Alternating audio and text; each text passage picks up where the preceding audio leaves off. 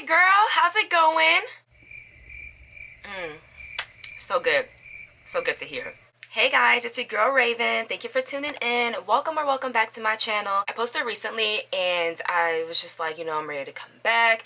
I want to pick up on this 90-day Fiance Friday series, and a lot of things like I want to bring back is I just really want to talk to y'all and be open with y'all, because a lot of you came here from my domestic violence story time video.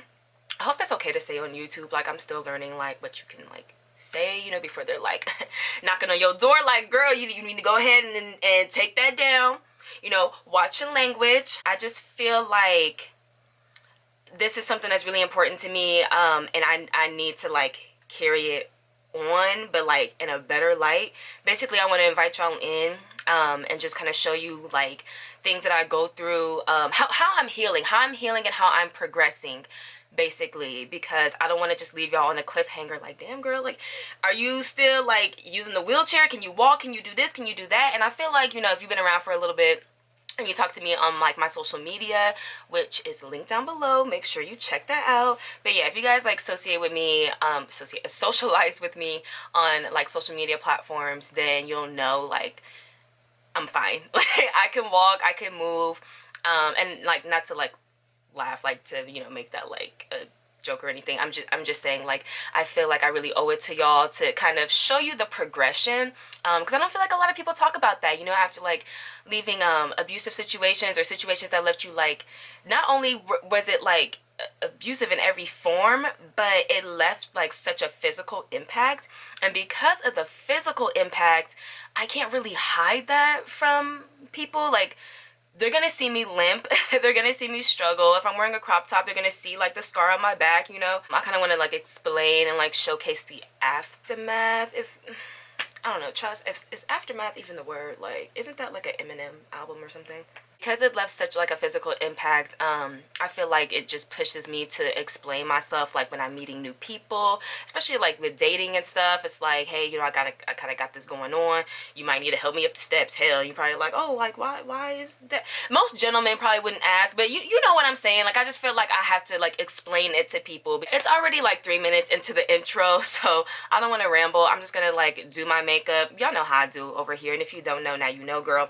Go ahead and just grab yourself a little drink, do what you do, come kiki with me. We about to just paint face. I think I'm gonna do like a little pink glitter look, just kind of based off of this cute little top that I got. Anyways, how are y'all doing? I hope you're having a beautiful day. I hope you're getting ready for the weekend or whatever is going on whenever you watch this, honey. I just hope that you're doing all right. I'm gonna try to remember to list the products down below. I really do have an issue with that. I have a problem remembering to like do that part. I'm coming here like there's really no script. I just want to talk to y'all, honestly.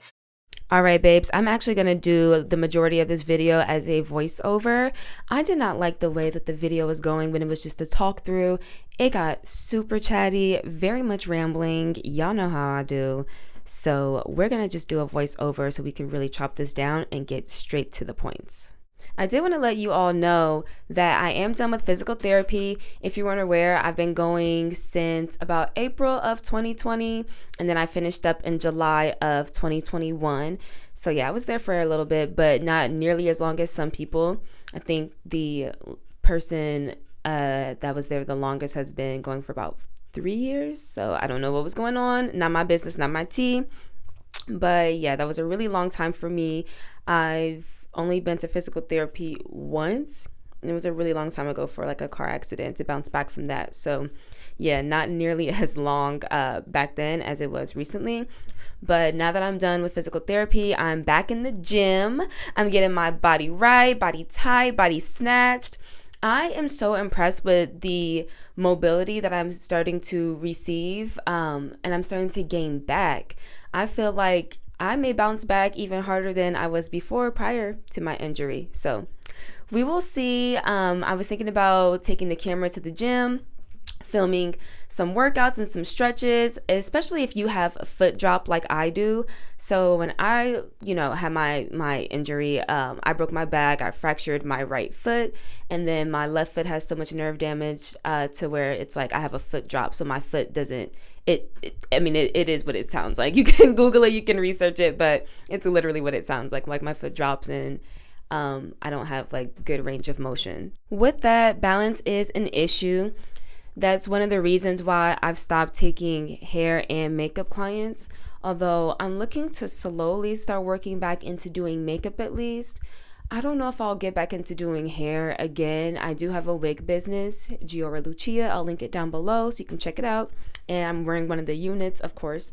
But I feel like I'm a bit of a liability just having scissors in my hand or a razor or something, or even a blow dryer. Like I've always been clumsy, but now with balance, like I'm super clumsy. And although I'm getting it together, for lack of a better way to say it, I don't feel comfortable going back to anyone's salon and working with sharp tools on actual clients or standing and doing like a 5-hour highlight. I'm just not there yet physically. And in a way, to be honest, I kind of wanted to get out of the salon and stop working on clients as far as hair. Makeup, with my makeup business, Marie Kirk, and me becoming a lash tech very soon. Yes, that's something else that I wanted to share. We'll talk about that later, probably in another video after I complete the courses. But since I'm going to be doing that, and obviously with the nature of my business, I just feel like taking clients or models at least would make sense and it would benefit me. But with hair, I'm so sorry about it, honey. If you missed out, I think you just missed out, girl. Unless it's to get braided down and have a wig applied. That's it, that's all. I just wanted to talk about, after like you leave a toxic situation, I don't know if I can use the A word repeatedly, but once you leave a situation like that, when you start getting into new friendships and new relationships and new work environments, the paranoia and the lack of trust that can follow you into all these new opportunities, it's such an awful feeling. It's something that I am battling with personally. I hate feeling like I can't trust a soul. I can't trust an opportunity. Everyone and everything has a hidden agenda behind it. My mind has turned so much into, well, what's in it for me? Is this for the betterment? The betterment, the benefit, child? Is this going to push me? Is this going to elevate me? And you should think like that, yes. But that whole what's in it for me and what's the hidden agenda, oh my gosh, that paranoia will really sabotage some things. So I am going to therapy. I did say that in a few videos back, but if you're new, yes, I am going to therapy. I absolutely love my therapist. I feel like I got really lucky because I know that people go through a lot of trials and tribulations when it comes to finding a therapist or counselor. Honey, my lady is absolutely amazing. If you are in Omaha, Nebraska and you need a referral, please leave a comment, please email me, please DM me on social media. I got you. Now with therapy, honey, last week, but no, this was just a few days ago.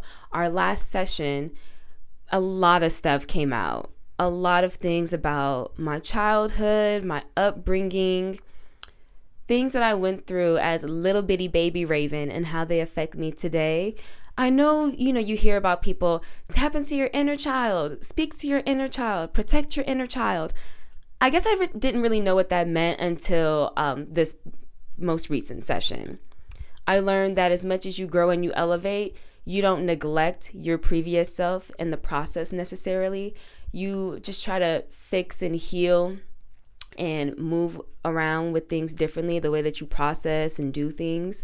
But you don't necessarily leave your old self behind, especially your child self, where that was the time where you were really open to learning, and a lot of times you couldn't see wrong in people and things that you were doing. So I understand a little bit more about how to tap into that, but oh my gosh, we tapped in deep in my last session and it really stuck with me, and it really made me look at the way that I do things, you know, the way that I am, how I act, how I treat people, how I treat situations, my friendships versus my romantic relationships, my issues with men, and, you know, like why I go for like abusive, broken people and feel like there's some kind of art project, or, you know, when you go to the Goodwill and you get like a little fixer-upper, you get like a dresser that's got missing handles and knobs and whatnot, it's all cracked and broken and dirty, and you're like, oh, but I can sand it down and spray paint it. You can do that with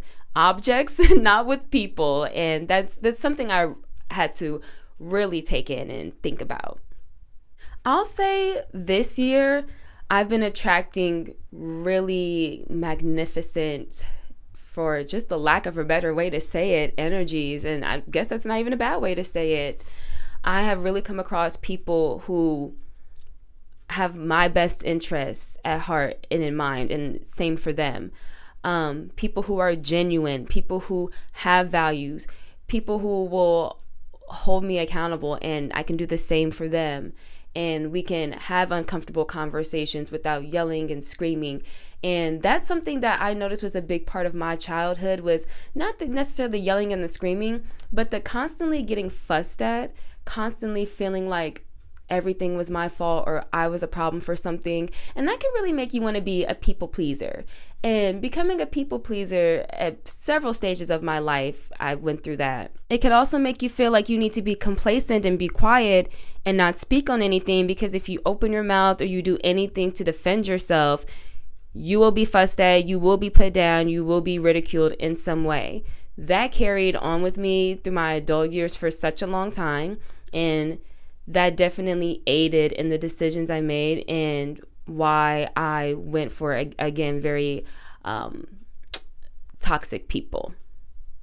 I do not have a close relationship with my dad at all, and going through life always trying to fill that void, being in denial of, I don't have daddy issues, I don't care, but deep down inside, I do care. And it did affect me. And again, it's just something that I've been reflecting on as to why I choose the men that I choose, especially one that left me in such a, I was going to say ridiculous, because that's truly how I feel, who left me in such a ridiculous situation. Like, I just can't believe that it came down to me jumping out of a window in order to save my own life. I think about that day often. I think about what could have gone wrong, what I could have done differently. Should I have even made that move? Should I have tried to talk to him? Should I, could I, would I, you know? But ultimately, I did what I thought was the best decision for me in that moment. Although I'm not necessarily happy with my decision, it's what I knew best at that time. If I thought there was a better way out, I definitely would have done that instead. So I'm learning to be more forgiving and understanding. There's a meme, I think, that says, maybe I shouldn't call it a meme, but there's like an inspirational quote kind of situation that it's a meme. Okay, it's a fucking meme.